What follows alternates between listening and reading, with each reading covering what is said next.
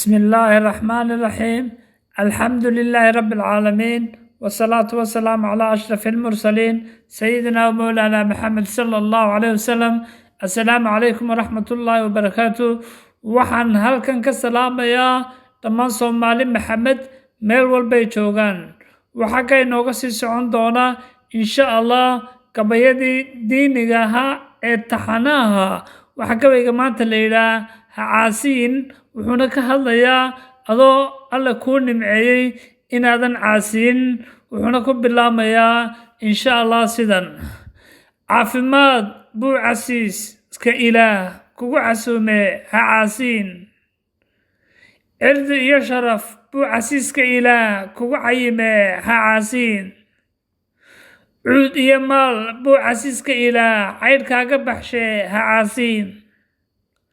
calool same iyo milgo buu casiiska ilaah cashiiro iyo xigaal kugu deeqe ha caasiin. cimri dharar iyo nolol camiran buu casiiska ilaah kugu caam yeele ha caasiin. ceeb iyo dhagar colaadeed buu casiiska ilaah kaa ilaashe ha caasiin. caydh iyo cudur buu casiiska ilaah kaa ilaashe ha caasiin. ceesh iyo dhereg buu casiiska ilaah kuu badiye ha caasiin. biyo la caba iyo labis cayn bacayna buu casiiska ilaah kugu canqariye ha caasiin.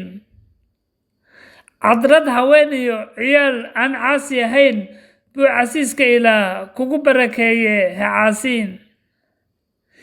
cimri dheer iyo cishooyin khayr leh habeen iyo caawa buu casiiska ilaah kugu beege ha caasiin. beled iyo cunto iyo biyo buu casiiska ilaah ku garte ha caasiin.